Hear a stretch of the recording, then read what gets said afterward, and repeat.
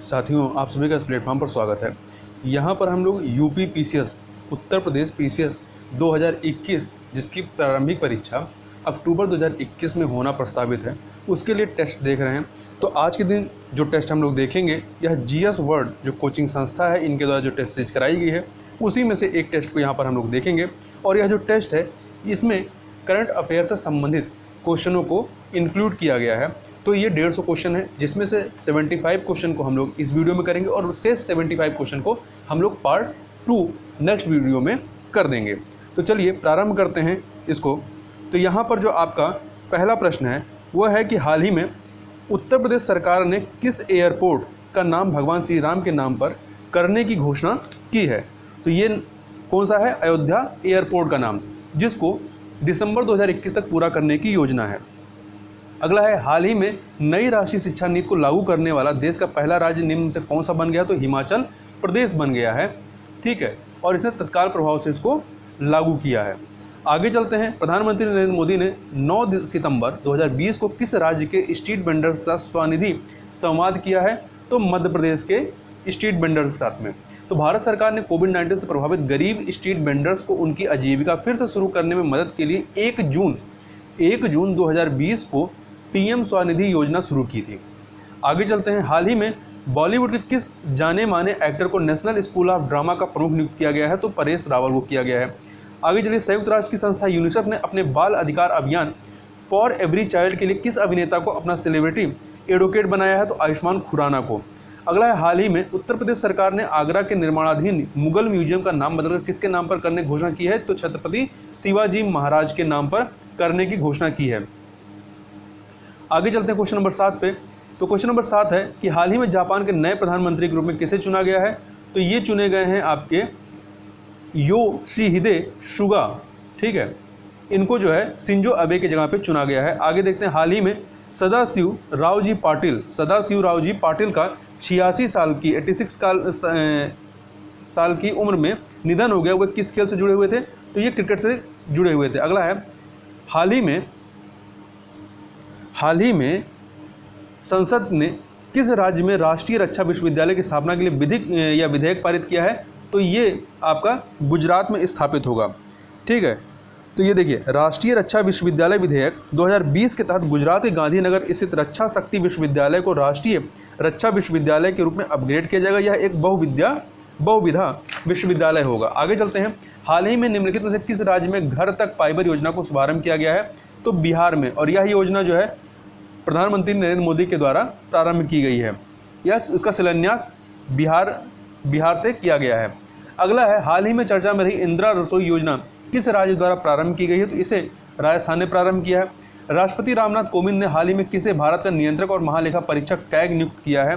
तो कैग नियुक्त किया है गिरीशन मुर्मू के, जो कि जम्मू कश्मीर के पहले उपराज्यपाल थे। अगला है, स्वच्छ भारत पुरस्कार 2020 में किस राज्य को पहला स्थान प्राप्त हुआ है? तो इसमें जो पहला स्थान प्राप्त हुआ है वो गुजरात को प्राप्त हुआ है, और दूसरा स्थान जो है उत्तर प्रदेश को प्राप्त हुआ है। सामुदायिक शौचालय श्रेणी के तहत गुजरात ने पहला स्थान प्राप्त किया, जबकि तमिलनाडु के तिरुनलवेली को जिला स्तर पर स्वच्छता के लिए प्रथम पुरस्कार दिया गया है। आगे चलते हैं क्वेश्चन नंबर 14 पे। हाल ही में नासा ने भारतीय मूल की किस दिवंगत अंतरिक्ष यात्री के नाम पर एक वाणिज्यिक अंतरिक्ष यान लॉन्च किया है? तो कल्पना चावला के नाम पे। अगला है, हाल ही में किस राज्य सरकार ने किसानों के उन्नयन के लिए किसान कल्याण बोर्ड स्थापित करने का फैसला किया है? केरल ने किया है, जिसका नाम केरल कृषक क्षमा निधि बोर्ड होगा। इसके साथ ही मंत्रिमंडल ने डॉक्टर पी राजेंद्रन को केरल किसान कल्याण कोष बोर्ड के पहले अध्यक्ष के तौर पर नियुक्त करने का फैसला किया है। अगला है, हाल ही में किस राज्य सरकार ने सरकारी नौकरियों में 33% महिला आरक्षण को देने की मंजूरी दी है? तो पंजाब सरकार ने ये मंजूरी दी है, पंजाब सिविल सेवा में। अगला है, हाल ही में किस देश की सरकार ने दुष्कर्म के मामलों में मृत्युदंड की सजा देने का फैसला किया है? तो बांग्लादेश की सरकार ने। हाल ही में किस राज्य सरकार ने जगन्ना विद्या कानुका योजना लॉन्च की है? तो यह योजना लॉन्च की है आंध्र प्रदेश सरकार ने। ठीक है, तो इस योजना के तहत राज्य सरकार 43.32 लाख सरकारी स्कूली छात्रों को स्कूल किट प्रदान करेगी। अगला है, हाल ही में किस राज्य सरकार ने अपनी नई इलेक्ट्रिक व्हीकल पॉलिसी के तहत बैटरी से चलने वाले वाहनों को रोड टैक्स में से छूट दे रही है? तो ये दिल्ली सरकार कर रही है। अगला है, क्वेश्चन नंबर 20 पे चलते हैं। तो क्वेश्चन नंबर 20 है आपकी, अक्टूबर 2020 में किस राज्य सरकार ने मुख्यमंत्री सौर स्वरोजगार योजना का शुभारंभ किया है? तो उत्तराखंड सरकार के द्वारा इसको प्रारंभ किया गया है। तो यह योजना मुख्य रूप से प्रवासी कामगारों और युवाओं को लक्षित करती है जो लॉकडाउन के कारण देश के विभिन्न शहरों से अपनी नौकरी छोड़कर अपने घरों को लौट गए हैं। योजना के प्रत्येक लाभार्थी को 25 किलोवाट के सौर ऊर्जा संयंत्र भी आवंटित किए जाएंगे।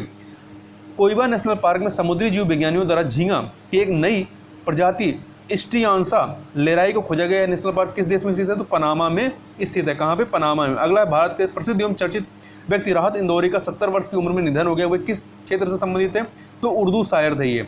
हाल ही में शांति के लिए नोबेल पुरस्कार 2020 निम्न में से किसे प्रदान किया गया है? तो वर्ल्ड फूड प्रोग्राम को प्रदान किया गया है। वर्ल्ड फूड प्रोग्राम ने वर्ष 2019 में 88 देशों में करीब 100 मिलियन लोगों को सहायता पहुंचाई थी जो गंभीर भुखमरी के शिकार थे।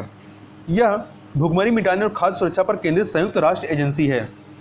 हाल ही में किस देश ने रुद्रम 1 एंटी रेडिएशन मिसाइल का सफल परीक्षण किया है? तो भारत के द्वारा इसका सफल परीक्षण किया गया है। लड़ाकू विमान सुखोई 30 के माध्यम से किया गया है और यह भारत में निर्मित यह ऐसी पहली मिसाइल है जो किसी भी ऊंचाई से दागी जा सकती है। हाल ही में शुरू की गई सशक्त योजना किससे संबंधित है? तो यह बैंकों की तनावग्रस्त संपत्तियों के समाधान के लिए प्रयास करने से संबंधित, जिसे वित्त मंत्रालय ने 2 जुलाई 2018 को इस प्रोजेक्ट सशक्त को प्रारंभ किया था। आगे चलते हैं क्वेश्चन नंबर 26 पे। नवंबर 2020 में भारत के कॉमिक्स हीरो चाचा चौधरी को निम्न में से किस योजना का या परियोजना का ब्रांड एम्बेसडर चुना गया है? तो नमामि गंगे परियोजना का चुना गया है। ठीक है, यह परियोजना जो है केंद्र सरकार की है जिसे वर्ष 2014 में प्रारंभ किया गया था। आगे चलते हैं, नवंबर 2020 में निम्न में से किस राज्य सरकार ने राष्ट्रीय जल पुरस्कार 2019 के तहत सर्वश्रेष्ठ राज्य श्रेणी में शीर्ष स्थान प्राप्त किया है? तो तमिलनाडु सरकार ने प्राप्त किया है। अगला है, नवंबर 2020 में मुख्य सूचना आयुक्त CIC के तौर पर निम्न से किसने शपथ ली है? तो यशवर्धन कुमार सिन्हा ने ली है। ठीक, और इन्होंने बिमल जुल्का का स्थान ग्रहण किया है। अगला है, हाल ही में राष्ट्रपति विद्या देवी भंडारी ने किसे नेपाली सेना के जनरल के मानद रैंक से सम्मानित किया है? भारतीय सेना प्रमुख जनरल मनोज मुकुंद नरवणे को। नवंबर 2020 में किन 2 देशों की नौसेनाओं के मध्य संयुक्त रूप से कैडेट नौसैनिक अभ्यास संपन्न हुआ है? तो बांग्लादेश और अमेरिका के नौसैनिक के मध्य में। मध्य प्रदेश से निम्न में से किस टाइगर रिजर्व को यूनेस्को बायोस्फीयर रिजर्व घोषित किया गया है? तो पन्ना टाइगर रिजर्व को घोषित किया गया है। यह भारत का 12वां और मध्य प्रदेश का पंचमढ़ी और अमरकंटक के बाद तीसरा बायोस्फीयर रिजर्व या जैव आरक्षित क्षेत्र है जिसे world network of biosphere reserve में शामिल किया गया है। आगे चलते हैं क्वेश्चन नंबर 32 पे। तो 32 नंबर क्वेश्चन है, विश्व वन्यजीव कोष WWF की रिपोर्ट के अनुसार वर्ष 2050 तक भारत के कितने शहरों पर पानी का संकट है? तो इसमें कुल 30 शहरों पर, कितने? 30 शहरों पर संकट है, जिसमें से जयपुर जो है इस सूची में सबसे ऊपर है। भारतीय रेलवे ने हाल ही में किस अभियान की शुरुआत की जिसमें ट्रेन में अकेली महिला को यात्रा के दौरान पूर्ण सुरक्षा एवं हर संभव सहायता प्रदान करने का संकल्प लिया है? मेरी सहेली योजना। भारतीय मूल की प्रियंका राधाकृष्णन को हाल ही में किस देश में मंत्री बनाया गया है? न्यूजीलैंड में बनाया गया है और ये जो है न्यूजीलैंड के मंत्रिमंडल में शामिल होने वाली पहली भारतीय बन गई हैं। ठीक है, पहली भारतीय भी, चाहे पुरुष या महिला दोनों रूप में। The India international film festival of Boston IIFFB में लाइफ टाइम अचीवमेंट अवार्ड 2020 से किसे सम्मानित किया गया है? तो ओमपुरी को सम्मानित किया गया है। हाल ही में किस देश को 35 साल के अंतराल के बाद अंतर्राष्ट्रीय श्रम संगठन ILO के संचालक मंडल की अध्यक्षता मिली है? भारत को यह अध्यक्षता मिली है और भारत ILO के संस्थापक सदस्यों में से एक रहा है। हाल ही में किस खिलाड़ी ने मास्टर्स गोल्फ टूर्नामेंट 2020 का खिताब जीता है? तो ये डस्टिन जॉनसन ने। किसने जीता? डस्टिन जॉनसन ने। आगे चलते हैं क्वेश्चन नंबर 38 पे। नवंबर 2020 में चुनाव आयोग ने किस अभिनेता को पंजाब का स्टेट आइकॉन नियुक्त किया है? तो सोनू सूद को। हाल ही में किस संस्था ने भारत में एक वैश्विक पारंपरिक औषध केंद्र स्थापित करने की घोषणा की है? विश्व स्वास्थ्य संगठन के द्वारा की गई है। और PM नरेंद्र मोदी ने गुजरात के जामनगर में institute of teaching and research इन आयुर्वेद और जयपुर में नेशनल इंस्टीट्यूट ऑफ आयुर्वेद का उद्घाटन वीडियो कॉन्फ्रेंसिंग के जरिए किया। यह संस्थान देश के सबसे अहम आयुर्वेद संस्थानों का स्वरूप लेंगे। अगला है, हाल ही में किस निजी बैंक का सिंगापुर से DBS बैंक इंडिया लिमिटेड के साथ विलय कर दिया गया है? तो यह है लक्ष्मी विलास बैंक। लक्ष्मी विलास बैंक यह एक भारतीय निजी क्षेत्र का बैंक था जिसे वर्ष 1926 में करूर तमिलनाडु करूर में स्थापित किया गया था। अगला है, कोरोना वायरस को फैलने से रोकने के लिए किस राज्य ने टीम 11 नामक अंतर विभागीय समिति का गठन किया था? उत्तर प्रदेश ने गठन किया है। हाल ही में किस राज्य की पुलिस ने घर बैठे हुए ही प्राथमिकी दर्ज करने के लिए FIR आपके द्वार योजना प्रारंभ की है? तो यह प्रारंभ की है बिहार सरकार ने। बिहार ने नहीं, मध्य प्रदेश ने प्रारंभ की। किसने? मध्य प्रदेश ने। हाल ही में बिहार विधानसभा अध्यक्ष के तौर पर किसे चुना गया है? तो विजय कुमार सिन्हा को चुना गया है। हाल ही में किस राज्य ने जबरन धर्मांतरण के खिलाफ एक अध्यादेश पारित किया है? तो यह अध्यादेश लाया गया है उत्तर प्रदेश सरकार के द्वारा, उत्तर प्रदेश के द्वारा। हाल ही में किस देश के प्रधानमंत्री को नोबेल शांति पुरस्कार 2021 के लिए नामित किया गया? तो इजराइल के प्रधानमंत्री को। तो हाल ही में इजराइल के प्रधानमंत्री बेंजामिन नेतन्याहू और अबू धाबी के क्राउन प्रिंस मोहम्मद बिन जायद अल नाहयान को अपने देशों के बीच पारंपरिक रणनीतिक और राजनीतिक संबंधों की स्थापना में उनके महत्वपूर्ण योगदान के लिए नोबेल शांति पुरस्कार 2021 के लिए नामित किया गया है। अगला है अंतर्राष्ट्रीय क्रिकेट परिषद के नए स्वतंत्र अध्यक्ष के तौर पर किसे नियुक्त किया गया है? न्यूजीलैंड के ग्रेग बार्कले को। न्यूजीलैंड के ग्रेग बार्कले। हाल ही में सर्वश्रेष्ठ अभिनेता के तौर पर इंटरनेशनल एमी अवार्ड 2020 किस अभिनेता ने जीता है? तो ये अवार्ड जो है आपका बिली बैरेट ने जीता, जो वर्तमान में 13 साल के हैं। हाल ही में किस राज्य सरकार ने महा आवास योजना नामक एक नई ग्रामीण आवास परियोजना शुरू की है? तो महाराष्ट्र सरकार के द्वारा। हाल ही में निम्न में से किस देश को 2023 में होने वाले G20 बैठकों की अध्यक्षता प्रदान की गई है? तो भारत को प्रदान की गई है। ठीक है, तो यहाँ पे ध्यान रखिएगा 2021 में इटली, 2022 में इंडोनेशिया और 2023 में G20 समिट की अध्यक्षता भारत करेगा। वहीं 2024 में ब्राजील समिट की अध्यक्षता करेगा और भारत पहली बार 2023 में इसकी अध्यक्षता करेगा। हाल ही में राष्ट्रीय कैडेट कोर एनसीसी ने 22 नवंबर को अपना कौन सा स्थापना दिवस मनाया है? तो 72वां स्थापना दिवस मनाया है, 72वां स्थापना दिवस। तो एनसीसी का गठन राष्ट्रीय कैडेट कोर अधिनियम 1948 के तहत किया गया था। यह एक त्रिसेवा स्वैच्छिक संगठन, इसका उद्देश्य उच्च और उच्चतर माध्यमिक विद्यालयों, कॉलेजों और विश्वविद्यालयों के युवाओं को सैन्य प्रशिक्षण देना है। आगे चलते हैं क्वेश्चन नंबर 51 पर। तो यह हाल ही में गैरसैंण को किस राज्य की ग्रीष्मकालीन राजधानी घोषित किया गया है? तो उत्तराखंड की। हाल ही में देविका और पुनेजा नामक 2 पुलों का उद्घाटन भारत के किस राज्य या केंद्र शासित प्रदेश में किया गया है? तो जम्मू कश्मीर में।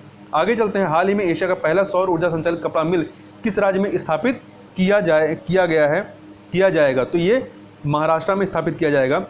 अगला है निम्नलिखित कथनों पर विचार कीजिए। 3 कथन है। भारत को अक्टूबर 2020 से जून 2021 तक के लिए अंतर्राष्ट्रीय श्रम संगठन ILO की गवर्निंग बॉडी संचालक मंडल की अध्यक्षता मिली है। तो ये सही है। इसका सचिवालय नीदरलैंड के हेग में नहीं, इसका सचिवालय जो है आपका स्विट्जरलैंड के जिनेवा में है। ये दूसरा गलत है। तीसरा, अंतर्राष्ट्रीय श्रम संगठन कन्वेंशन 182 का उद्देश्य बच्चों को बाल श्रम के सबसे बुरे कार्यों जैसे तस्करी, वेश्यावृत्ति, दास्तां एवं सशस्त्र संघर्ष से बचाना है। तो पहला और तीसरा सही है, दूसरा वाला गलत है। सी ऑप्शन आपका सही हो जाएगा।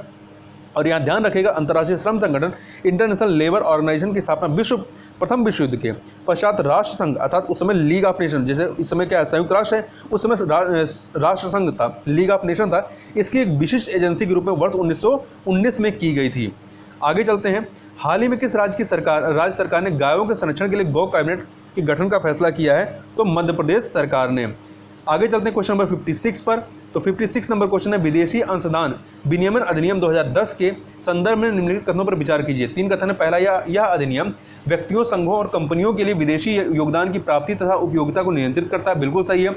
दूसरा, विदेशी योगदान से तात्पर्य किसी विदेशी निकाय द्वारा मुद्रा, सुरक्षा या लेख निर्दिष्ट मूल्य से परे का दान या हस्तांतरण है, बिल्कुल सही है। तीसरा, इस अधिनियम को संयुक्त राष्ट्र संघ द्वारा निर्देशित किया जा सकता है, बिल्कुल नहीं, क्योंकि ये भारत का अपना अधिनियम है, तो ये इसे संयुक्त राष्ट्र हस्तक्षेप नहीं कर सकता है। तो तीसरा वाला सही नहीं है। तो पहला दूसरा सही है, मतलब इसे पूछ रहा है कौन सा कथन सही नहीं है, तो तीसरा वाला सही नहीं है। तो ए ऑप्शन आपका सही हो जाएगा। देखिए, हाल ही में क्या हुआ है कि भारत की संसद ने विदेशी अंशदान विनियमन संशोधन विधेयक 2020 को पारित किया था। यह विधेयक विदेशी अंशदान विनियमन अधिनियम 2010 में संशोधन करता है। अगला है, कालेश्वरम लिफ्ट परियोजना निम्नलिखित में से किस या किन नदियों से संबंधित है? तो यह केवल गोदावरी से संबंधित है। ठीक है, तेलंगाना में गोदावरी नदी पर स्थित यह एक बहुउद्देशीय सिंचाई परियोजना है। अगला है, हाल ही में अंडमान सागर में भारत, सिंगापुर एवं किस देश के बीच में सिटमैक्स 20 सैन्य अभ्यास के दूसरे संस्करण को शुरू किया गया है? तो भारत, सिंगापुर एवं थाईलैंड के मध्य में।